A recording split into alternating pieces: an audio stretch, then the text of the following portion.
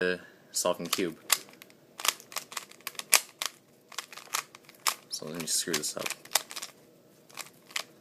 Okay, so I usually start with the white first because what we're going for is a white cross. It doesn't matter which color you start with, but I prefer to start with the white because it's simpler for me. So white cross, we're going to get this whole intersection here to be white. So look for any edge pieces that have white on it, like this, white and blue. So align the blue with blue, the blue centerpiece, and the white centerpiece, or edge piece, with the white centerpiece. So see how this is green and white? Green centerpiece with green edge piece, and white edge piece with white centerpiece. So keep doing that until you have this white cross over here. So don't mind this, it's just extra. So now that you have the white cross, look at your corner pieces for that have white on it. So this is blue, orange, and white. You're going to want that in between blue, orange, and white centerpieces. So see how it's in between them? So here's your first algorithm. You're going to do right inverted, bottom inverted, right, bottom. You might have to do it a few times before it's in the correct place, but it'll be there eventually. So one more time, I'll show it to you. The good old red, white, and blue, in between red, white, and blue. So then do your algorithm: right inverted, right, bottom, right inverted, right, bottom, and keep doing it until it gets to where it has to be. See?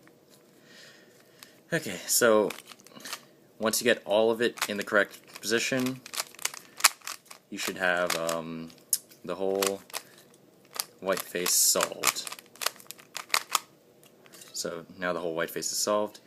So what you're going to do now is bring the white face and flip it to the bottom. Look at your new top centerpiece. It's yellow. So look for any edge piece that doesn't have yellow on it. So for instance, this is blue and red. You're going to align the blue with the blue. And thing is, what we're going to do here, our aim is to solve the whole middle layer right here. And so thing is, there's one of two algorithms here, but they're practically the same. One's just there's slight variations in between. You're either moving it to the left, or the right. So this is red, has to go with red, and so you're going to do the algorithm: up, right, up inverted, right inverted, up inverted, front inverted, up, front. So now what was over here is now over here. So that was moving it to the right. If I have to move it to the left, let's see if I can find one where I have to move it to the left.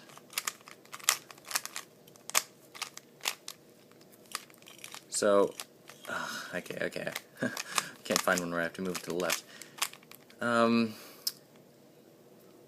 Well, anyway, if you have to move it to the left side, though, this is not moving to the left, but I'll show you. If this has to go over here, you're going to want to do up inverted, left inverted, up, left, up, front, up inverted, front inverted. So keep doing that until you have the whole middle layer solved. Once you do that,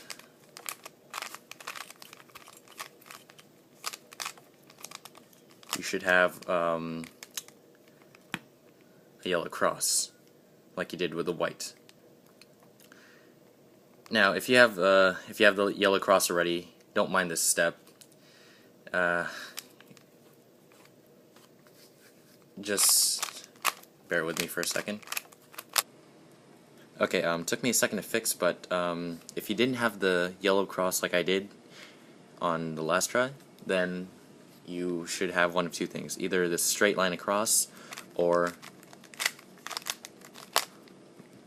this L, outwards facing L right here. If you have the outwards facing L, have it facing like an L but backwards. Okay, then do the algorithm: front, up, right, up inverted, right inverted, front inverted. But if you get something like this straight line, then you're going to do front, right, up, right inverted, up inverted, front inverted. Then you should get the yellow cross. Now that you have the yellow cross, look at your corners. Look for any yellow that is in the corners. If they all use the same algorithm, it's just that depending on the situation, you have to do it sort of differently, I guess. If you have one yellow, then have it on the bottom left hand of the top base. So say it was here. It has to be on the bottom left hand of the top base. If you have two yellow corners, then look for your front face. Look at a front face that has a yellow on the top left hand corner. If you have no yellow corners right here, like I do, then look for a left face that has a yellow on the top right hand. Then do the algorithm: right, up, right inverted, up, right, up, up, right inverted. So see how I have one yellow in the corner? So have it on the bottom left hand of the top face, and then do right, up, right inverted, up, right, up, up, right inverted. Then you should be able to do that a few times until you have the whole yellow face completed. Now, look at your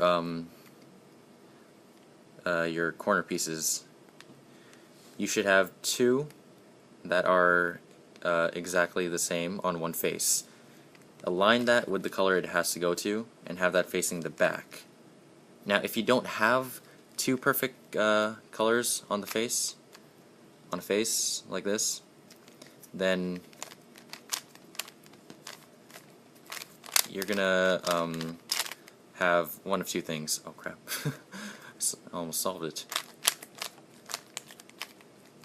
You're gonna have one of two things. You should have a color that fits completely perfect on one corner, and the same thing for the other corner. If you do, then align the colors and then do the algorithm: right inverted, front, right inverted, back, back, right, front inverted, right inverted, back, back, right, right. Now you should have the two perfect colors again, but now look for a complete face, which is the orange in my case, and then have that facing the back. Look at your edge pieces now. It's almost solved except for these edge pieces.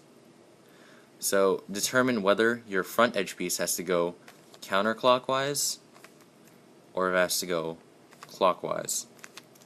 If it has to go counter, like in this case, then you're going to do the algorithm: front, front, up inverted, left, right inverted, front, front, left inverted, right, up inverted, front, front. Then your Rubik's Cube should be solved. But if you have the instance where it has to go